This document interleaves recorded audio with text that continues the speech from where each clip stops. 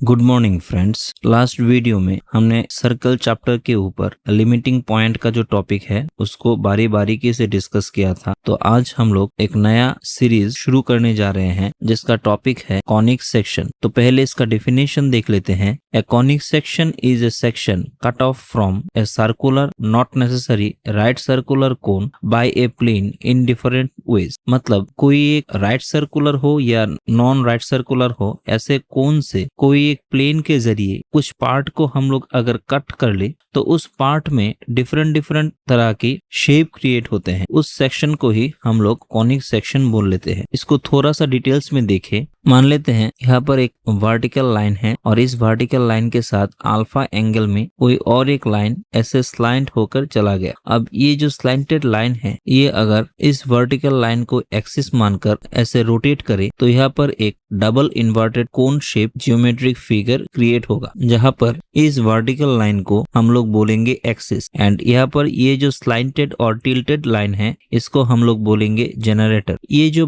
Particular point आएगा इसे हम लोग बोलेंगे वर्टेक्स। एंड यहाँ पर आप लोग देख रहे हैं डबल इन्वर्टेड दो कोन है। नीचे वाले को हम लोग बोलेंगे लोअर नेप एंड ऊपर वाले को हम लोग बोलेंगे अपर नेप। अब यहाँ पर कोई एक प्लेन हम लोग कंसीडर कर लेते हैं ऐसे। अगर ये इस अपर नेप को बीटा एंगल में कट कर दे, आप लोग देख सकते हैं इस वर्टिकल एक्सिस के साथ जो एंगल क्रिएट करता है वो बीटा है एंड ये बीटा जो है इसका वैल्यू 90 डिग्री है। ये जो प्लेन है ये इस वर्टिकल एक्सिस के साथ 90 डिग्री अगर एंगल क्रिएट करे तो यहाँ पर जो जियोमेट्रिक फिगर आएगा वो एक सर्कल शेप हो जाएगा। तो हमने यहाँ से लिख भी दिया कि यहाँ पर जो बीटा एंगल है वो 90 डिग्री है, तब जो पॉलीगॉन आएगा वो एक सर्कल हो जाएगा। तो ऐसे हम लोग इस कोनिक सेक्शन को देख सकते हैं। यहाँ पर जो कोनिक सेक्शन है वो सर्कल है। इन द सिमिलर वे अगर ये प्लेन इस कोन को ऐसे कट करे जैसे कि ये जो बीटा एंगल है ये अल्फा एंगल से बड़ा हो जाए, आप लोग यहाँ से देख भी सकते हैं ये अल्फा एंगल से ये बीटा एंगल का जो वैल्यू है ये बड़ा है, लेकिन ये 90 डिग्री से छोटा है। क्योंकि अगर 90 डिग्री होता तो ऐसे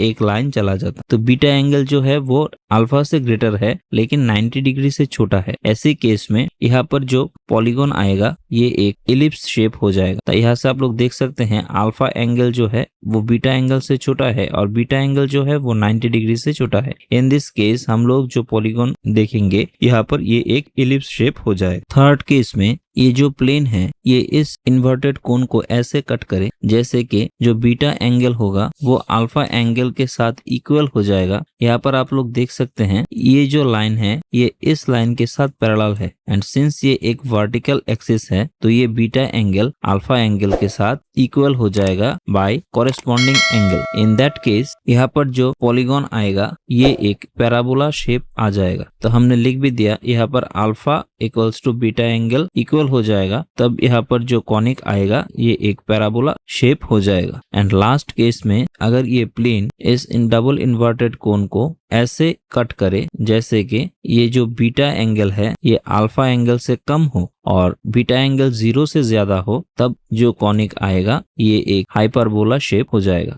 आप लोग देख सकते हैं बीटा एंगल जो है वो 0 से ज्यादा है या 0 के बराबर हो सकता है लेकिन अल्फा से कम है। इन दैट केस यहाँ पर जो कॉनिक है ये एक हाइपरबोला शेप है। तो आज ये तो इंट्रोडक्टरी सेक्शन था, इसमें हम लोगों ने circle, ellipse, parabola and hyperbola के बारे में जाना। तो वहां से हम लोगों ने सर्कल का जो पोर्शन था वो हम लोगों ने पिछले कुछ सीरीज में खत्म कर लिया। तो अब हम लोग नेक्स्ट डे में पैराबोला का जो टॉपिक है उसको हम लोग डिस्कस करेंगे। तब तक के लिए thank you and good bye.